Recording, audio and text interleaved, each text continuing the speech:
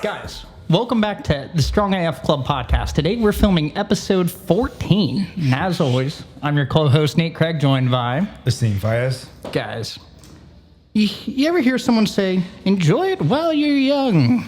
Like strength, muscle, and drive all have some sort of expiration date. But what if they're wrong? What if your prime isn't a chapter? It's actually a choice. Today we're asking the question every lifter secretly wonders. Are you in your peak years? And can you prolong that? All right, let's see. Let's jump straight into it. So, are your 20s and 30s, I think that's what most people associate their prime with in the gym. Do you think that's true? That's a tough one. I think most associate their prime in their 20s, like early 20s, for a few factors. So, blanket statement, I don't think it's your prime years. So I'm just going to get back to that.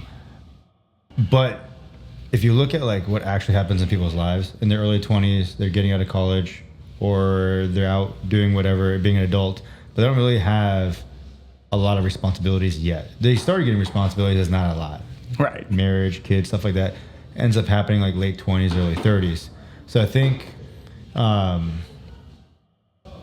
it's perceived as your prime for a lot of people because in your early 20s, you're able to train more often, you're able to put a little bit more attention into your nutrition, life hasn't hit you in the ass as hard. Your hormones for guys, your T levels are naturally hormones a little higher. Are better, yeah. So hormonally, yes, early 20s is your prime.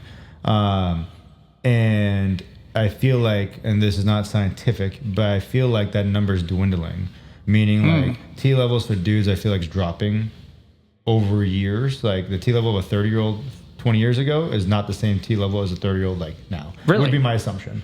It's either that or there's just an over-emergence of like TRT clinics everywhere, but I feel like every fucking person like in their mid-20s or early 30s, maybe it's the people we interact with like in the industry, is like talking about it, or it's less taboo, it's more available, and more people are being like diagnosed with low T. Yeah. And now where you draw that line is an individual, and I haven't seen consistency across doctors, so one will say 400 low, another will say 600 low, another will say 200 low. So it's really individual. So I say hormonally, yes.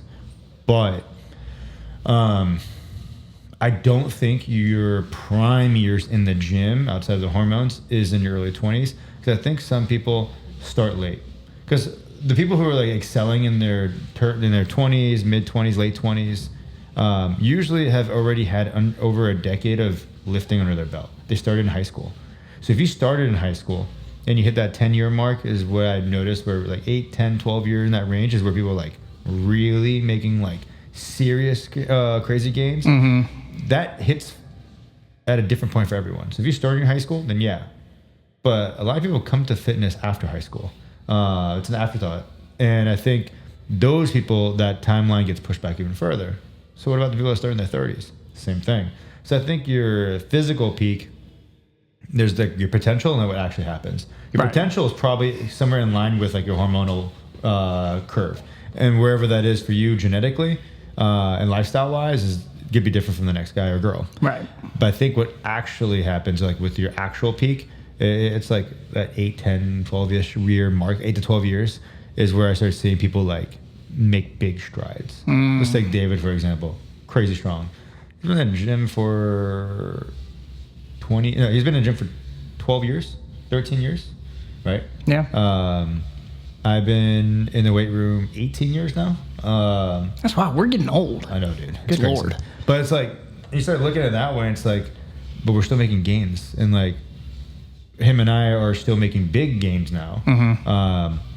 So I don't, it depends. It depends on how good your training is. If you're bullshitting early on, I don't think you're gonna hit your peak. It's gonna take a while for you to hit your peak.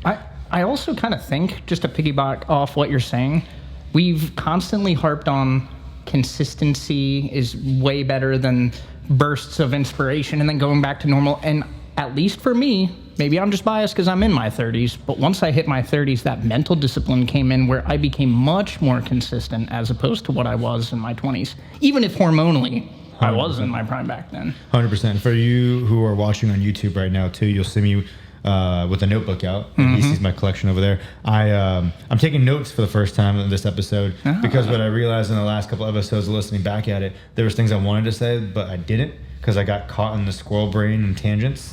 Happens. But something I want to bring up that I think is like the X factor of this concept is training age. I think people actually look at lifting age in the timeline of your lifting progress in the same linear timeline as your actual age. It's not the same. So your training age could be different. You could be lifting for 10 years and you'd be 30 years old, but your training age is 5. It comes down to how long have you been effectively and strategically been training, effectively training, let's just say that. How long you've been effectively training and what is the actual progress you're at. If you've been lifting for 10 years and you're still, hopefully not, but you're at novice level lifts, meaning you're able to add 5 pounds every single workout, your training age is not that high. You're still a youth in your training age. So your training age increases when you kind of start to hit that plateau point? Yes. Is that? Yeah. Okay. So the stronger you get in relation to that, and everyone's set point is different, right? So if you're adding 5 pounds every workout, you're still in that early phase, novice phase. And some people milk that out because of skipped workouts, times off from training, improper training, improved technique, stuff like that. And then as you get stronger and your muscles become more developed, I think that's where you start getting those intermediate phases. Now you're a teenager, and then now you're kind of fighting tooth and nail just to add 10, 15 pounds to your squat or bench or your deadlift a year. That's when you're an adult. So I'd say the timeline of lifting is different than the timeline of your actual life. And a lot of people will be I've been lifting in the gym for 10 years. I'm an experienced lifter, but you're a 180-pound male that doesn't bench 225. You're not an experienced lifter yet. You've been in the gym and you've experienced a gym, but you're not an experienced lifter. That's like a blue belt. That's like a late white belt, early blue belt for those grapplers. Who's been doing it for a couple of years, but just hasn't hit that next. Yes. So everyone progresses differently. Just like in the belt system in jiu-jitsu, everyone progresses differently. So it's a hard answer to say, but it really comes down to when you start.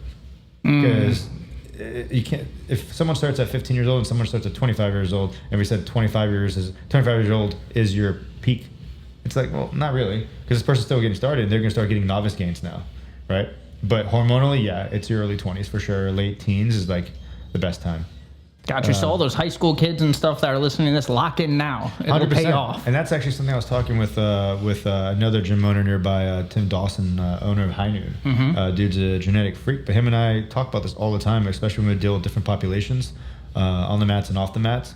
It's really easy to tell when someone did sports and did a lot of physical activity when they're kids versus those who came to this later in life, because the way your body develops, your proprioception, your ability to know where you are in space, your ability to command your limbs to do things at will, your muscular development, your joint integrity, are you made of glass or not, all that comes from that. And in that developmental phase where you're hitting puberty, if you're not doing physical things, it's gonna be really hard later. It's not impossible, and I've seen people come later in life, come to sport, come to lifting later in life, and really thrive, right? But yeah, your gains are crazy. At first. Yeah, at first, right? But it's one of those things where that does play a factor, and we can't discount that. So those who start in high school or middle school definitely have, and it's proper training and they don't get injured, they definitely have an advantage. And typically, I feel like those are the guys that tick me off because they're able to recomp like that. Yes. Because it's there already. They've built that foundation from putting in all that work. They let themselves go a little bit, they can get it back in 2 months if they lock in. It's 100%. Crazy. Because by 25 years old, they spent 2/3 of their life in the weight room already. So 2/3 of their life is already spent conditioning. So for them to take 2 months off and come back and already be in better shape than others within a couple of weeks should be no surprise, because of how much of their life was spent under that kind of resistance. So you have to think about that from a grand scheme of things. You're coming at this when you're 45 years old, and I've seen it. Our strongest female lifter in here, she came in her mid-40s here. I think she turned 50, right? And she deadlifts, let me see, what is that up there? Where is she at? She pulled 370, and she's under 3 years of lifting or something like that. That's nutty. That's insane. And almost benched 225 last weekend. Yeah, I saw that. She's keeping me on my toes, man. Yeah. And it's crazy. And it's but that's someone who came to this later in life and never did anything like what we did growing up. Could you imagine had she been doing it since high school kind of thing? Oh Holy shit. That'd be record breaker. Yeah. And this is this is post-surgery, neck surgery, bicep repair because she ruptured her bicep, all this stuff, and then came to lifting, and then all this happened after the fact. Wild. So it's for her, it's like, okay, well, her physical peak hasn't even started yet because she's hit 49, 50 years old, but is still climbing the physical ladder. Marie, right? Late 60s, came to us when she was late 50s. She's in her physical prime, right? Lost a shit ton of weight, got jacked, super strong, 3 national records and a one national record, 3 state records. Puts in insane mileage every single week.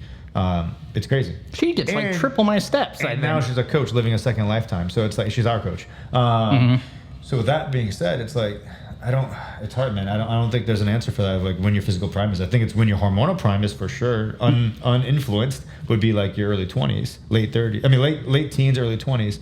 But I don't think physically, because it really just comes down to how long you've been lifting. But what I have noticed, that 8 to 10 year mark is usually when it's like you see someone seriously strong or very developed. How long have you been lifting for? It's usually a double digit number. Okay, that's good to know. And you know what? That makes me happy to hear. And I'm sure a lot of the viewers too, they might be in their 40s, 50s, 60s, 70s. If you're in your 80s, shout out to you. We want to hear about it. But like, that's the thing. It is not too late. I love the answer that, hormonally, sure, in your 20s, that's your prime. But when did you get started? Yeah, I think, it's never too late. I'm a strong believer in that. You can always start and you can always make progress. Where that ceiling is up to you and how effective you are and what your genetics allow you to do, because that's something that people can't overlook, and I hate always bringing it up, but like, I mean, your genetics are not a death sentence. You're not victim to it, but it will dictate a threshold, right?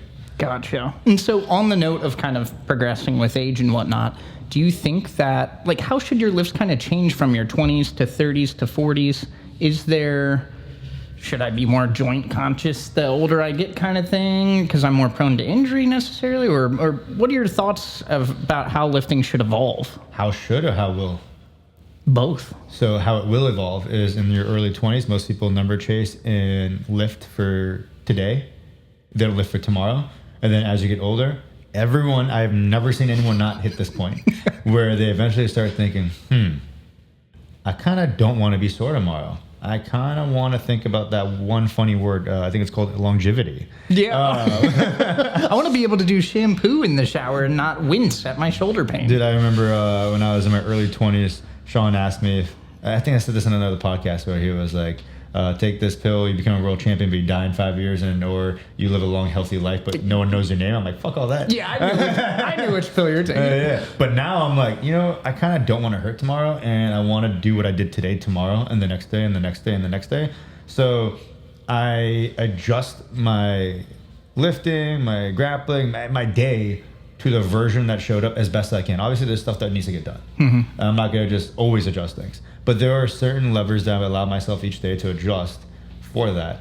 And I think how naturally most people will transpire is in their first years. And this is not an age, like life age thing. I think this is like a lifting age thing. When everyone first starts lifting, it's either because they want to get strong, they want to fix something that they don't like, or they want to achieve a goal that they never got to hit. Oh, I want to hit 1,000-pound club. Sick. Hit those numbers. Check off all those boxes, dude or girl. But I consistently see it after a while of hammering away that fire, unless you're a competitor. The competitors are the ones that have the longest shelf life with this. But the non-competitors eventually start realizing there's more to fitness than just PRs. And that is where I would say I'm at now, where I see a lot of other people get to is there's more to fitness than PRs. And what I mean by that is fitness is also expression.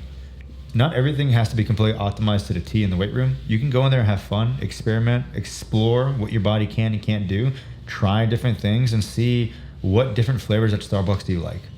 Because if you're always getting that same thing, you never really test out the other ones. That pumpkin spice. Yeah, maybe I'm drawing the line on pumpkin spice. But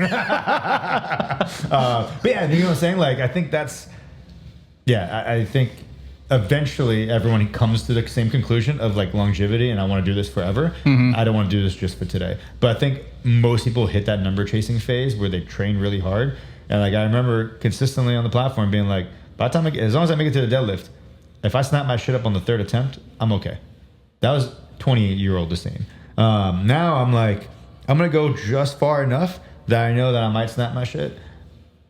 But I know if I'm really redlining or not. Like I'll push that level sometimes, but like when I hit that, when I was hitting those deadlift PRs last year, I didn't PR anything for 3 years because I spent the 3 years just building other attributes. And then I came, I was like, okay, now it's like, right, same thing, same arc. I sidelined all those things. I'll hit those numbers at the end of the year. We have it all mapped out. But right now it's kind of like my fun arc where I can just also let my body recover. So I think most people will start off gung-ho and then eventually taper down. What should happen though is you should check off all the boxes as early as you can that you want to check off, because it definitely gets harder as you get older. That's for sure, because hormones are a thing. I think in your early 20s, as early as possible, you should learn to move really well. You should learn to move really well, and you should learn how to do everything correctly. So you're not spending your late 30s or your 40s relearning this shit. Right. So learn how to do everything well for the way you're built. So that's, I would say, first phase would be doing that. Then I would develop a abundance of a strength base, because no one ever did a competition or did an event or did a life task and was like, I really wish I wasn't this strong. Yeah. No one moved a couch and was like, dang it. yeah, exactly. Like no one, that's not an attribute you're gonna, like strength will never be a weakness, ever. So I would say build that attribute early on as fast as you can. Muscle mass, same thing. Muscle mass will slow eventually. So build as much muscle as you want early on. Something my brother used to tell me, and something that others would tell me when I was younger and I didn't listen because I was too focused on being shredded with abs. And I wish now going back, I could have not cared about looking sick at the beach and getting girls. And instead I really wished I took that early time to when my body was like just a furnace, because I'm growing at the same time, eating everything I possibly could and just growing as big as I could. Because if I eat like that now, because I'm not growing vertically You'd anymore, become a torta. Yeah, exactly. Become a torta. Yeah. So when you're young, become a torta and then sculpt it throughout your later years. Exactly. I'm kidding, like, don't. But you know what we're saying. When you're young, you're growing vertically and horizontally. But when you get older, you only grow horizontally.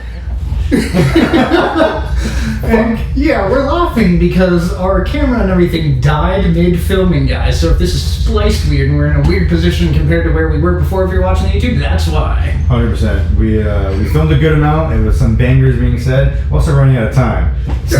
We were like high-fiving, like, dude, that was a great one. Walk over to the camera, it's dead. Both of us just, oh. But anyways, picking up where we kind of left off, Asim.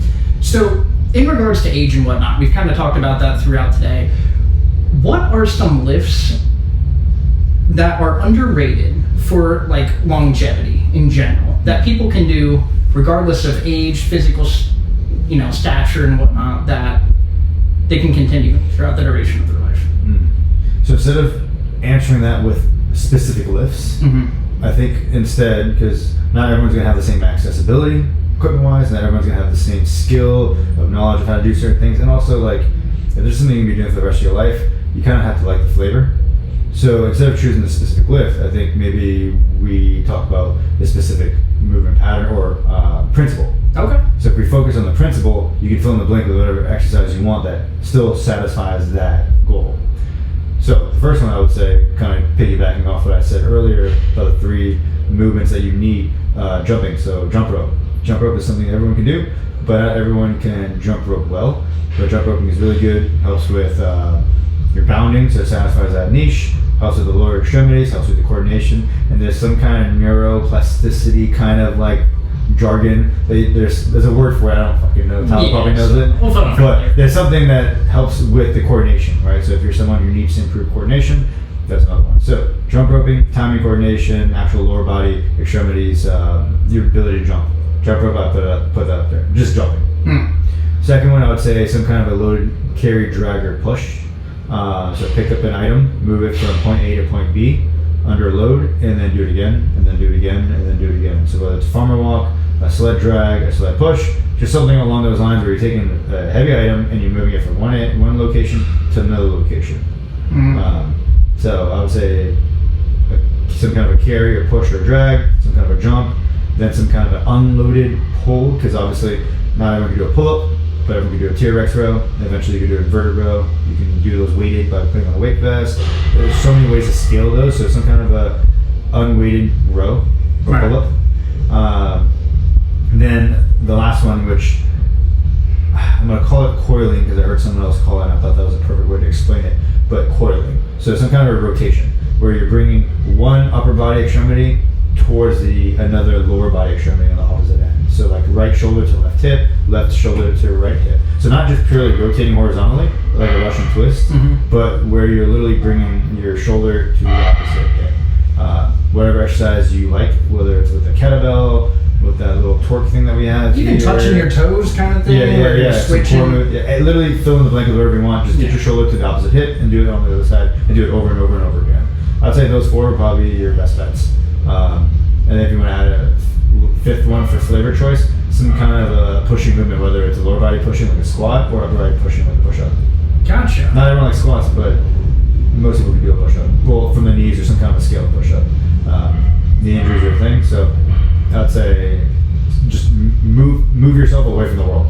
Yeah. So a push-up of any type.